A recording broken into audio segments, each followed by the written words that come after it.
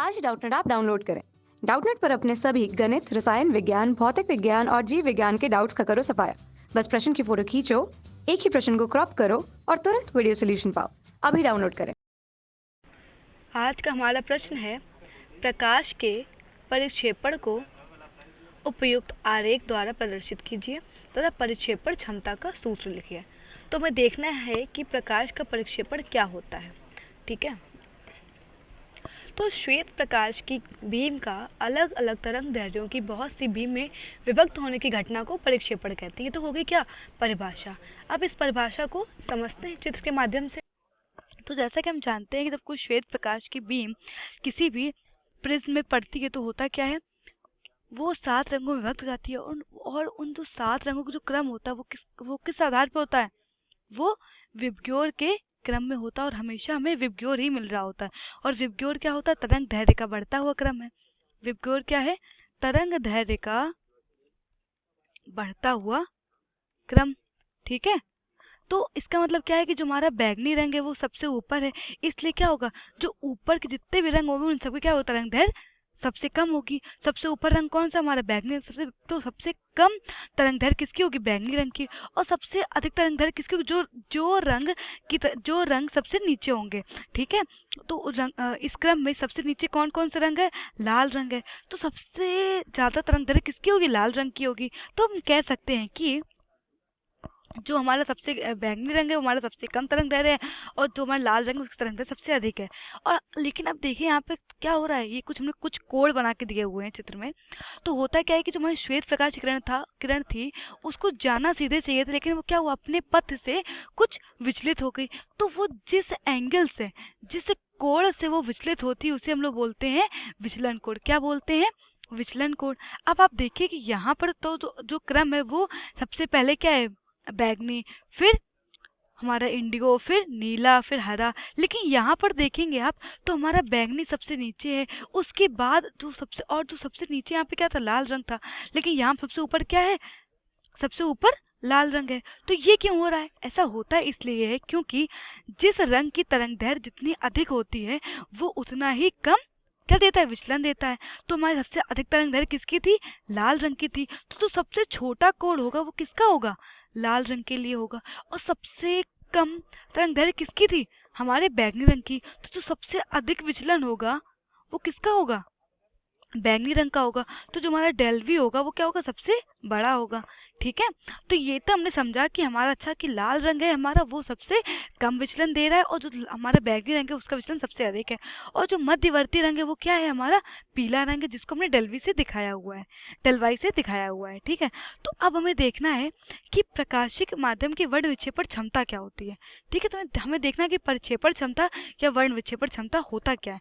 तो हम जैसा कि जानते हैं कि जब श्वेत प्रकाश की किरण प्रिज्म से होकर गुजरती है तो बैंगनी और लाल रंगों की निर्गत कोणों के बीच का कोणीय परिक्षेपण, बैगनी रंग और लाल रंगों के बीच का क्या, जो ये कोण है, देखिए बैगनी रंग और लाल रंग के जो बीच का जो ये कोण है वो होता है, क्या होता है, कोणीय परिक्षेपण।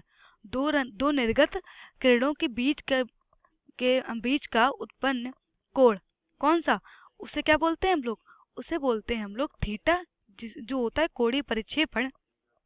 तथा मध्यवर्ती किरण के लिए विचलन कोण, तो जो हमारा डेल वाई है, मतलब जो हमारा मध्यवर्ती रंग है वो क्या है, वाई है, मतलब पीला रंग है। तो पीले रंग के लिए उत्पन्न विचलन कोण, इन दोनों के अनुपात को हम लोग क्या बोलेंगे, हम लोग सीधे शब्दों में कहें। अच्छा एक चीज और कि परिक्षेपण क्षमता को ओमेगा दर्शाते हैं, तो हम लोग अगर सीधे शब्दों में कहें तो थीटा बटे डेल वाई, मतलब कि बैगनी तथा लाल रंग के बीच का उत्पन्न कोणीय परिक्षेपण तथा मध्यवर्ती रंग के लिए उत्पन्न विचलन कोण के अनुपात को हम लोग क्या बोलते हैं, परिक्षेपण क्षमता कहते हैं। तो अगर हम लोग इसका सूत्र लिखेंगे तो जैसे कि हम जानते हैं कि थीटा बराबर क्या होता है, del Y minus del R बराबर N V minus N R A. अब आप कहेंगे कि ये सारे टर्म्स तो कहाँ से आ गए, ये सारे पद तो हम जानते ही नहीं है। तो जैसा कि हम जानते हैं कि डेल वी है ये, जैसा कि हम जानते हैं कि विचलन कोण का सूत्र क्या होता है, डेल बराबर n-1 ए। ये हमारा प्रिज्म कोण है, ठीक है। जो हमारा ये ए होता है वो प्रिज्म कोण होता है। तो जैसे कि हम देख सकते हैं कि किसी भी रंग के लिए जो उत्पन्न विचलन है वो किसके ऊपर निर्भर कर रहा है, वो अपवर्तनांक और प्रिज्म कोण के ऊपर निर्भर कर रहा है। तो जैसा कि हम जानते हैं कि जो हमारा बैंगनी रंग होता है वो सबसे ज्यादा विचलन देता है, जो हमारा बैंगनी रंग है वो सबसे ज्यादा विचलन दे रहा है, ठीक है। तो जो हमारा अपवर्तनांक है वो भी क्या होगा, सबसे ज्यादा किसका होगा, हम कह सकते हैं कि जो हमारा डेल्वी जो हमारा बैंगनी रंग है वो सबसे ज्यादा जो हमारा बैंगनी रंग है वो सबसे ज्यादा विचलन दे रहा है, ठीक है। तो इस प्रकार से हम कह सकते हैं कि जो हमारा अपवर्तनांक होगा वो किसके लिए ज्यादा होगा, वो बैंगनी रंग के लिए ज्यादा होगा।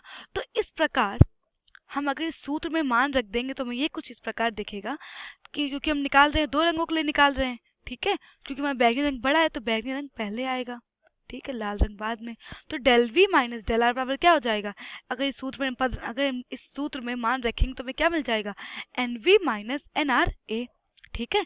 तो ये तो हुआ हमारा कोणीय परिक्षेपण। अब पीले रंग के लिए उत्पन्न विचलन का सूत्र क्या हो जाएगा, क्योंकि पीले रंग के लिए तो इसी सूत्र में मान रख देंगे तो क्या हो जाएगा, डेल वाई बराबर एन वाई माइनस वन ए, ठीक है। इसको मान लेते हैं समीकरण 2। तो जैसा भी हमें ऊपर देखा कि ओमेगा बराबर क्या था, थीटा बल्कि डेल वाई था। तो थीटा का मान कितना निकाला है, N V minus N R A, और जो हमारा डेल वाई उसका मान कितना है, N Y minus one A. तो अगर ए से तो कैंसिल होगा तो हमारा ओमेगा का जो सूत्र है वो क्या मिल जाएगा, N V minus N R बटे एन वाई माइनस वन, ठीक है। तो हम कह सकते हैं कि जो हमारा परिक्षेपण क्षमता है उसका सूत्र क्या है, N V minus N R बटे एन वाई माइनस वन, जहाँ पर एन वी क्या है, एन वी है बैंगनी रंग के लिए अपवर्तनांक, एन आर है लाल रंग के लिए अपवर्तनांक, और एन वाई क्या है, पीले रंग के लिए अपवर्तनांक, ठीक है। तो यहाँ से हम कह सकते हैं कि वर्ण विक्षेपण अथवा परिक्षेपण क्षमता दो कोणों का अनुपात होता है। पहला कोण हमारा क्या है, दो रंगों के बीच की का क्या है, कोणीय परिक्षेपण, तथा दूसरा क्या है, उत्पन्न विचलन कोण, ठीक है। तो हमारा परिक्षेपण क्षमता क्या हुआ, दो कोणों का अनुपात हुआ, और इसका कोई भी मात्रक नहीं होता है, ये एक जो विमाहीन राशि है, ठीक है। और जैसा कि हम यहाँ से देख सकते हैं कि जो हमारे परिक्षेपण क्षमता है वो केवल प्रिज्म के पदार्थ के अपवर्तनांक के ऊपर निर्भर कर रही है, ठीक है। तो हम कह सकते हैं जो हमारा ओमेगा है वो केवल अपवर्तनांक पर ही निर्भर कर रहा है, ठीक है। तो ये हमने देखा कि किरण आरेख के माध्यम से हमने देखा कि जो हमारा परिक्षेपण क्षमता है उसका सूत्र क्या होता है, परिक्षेपण क्षमता क्या होती है, और हमने सूत्र भी देखा कि परिक्षेपण क्षमता का सूत्र क्या होता है। यही हमारा उत्तर है। कक्षा 6 से 12वीं से लेकर नीट, आईआईटी, जेई वो एडवांस के लेवल तक 1 करोड़ से ज्यादा छात्रों का भरोसा। आज ही डाउनलोड करें डाउटनेट ऐप या व्हाट्सएप करें अपने सारे डाउट्स 8400 400 400 पर।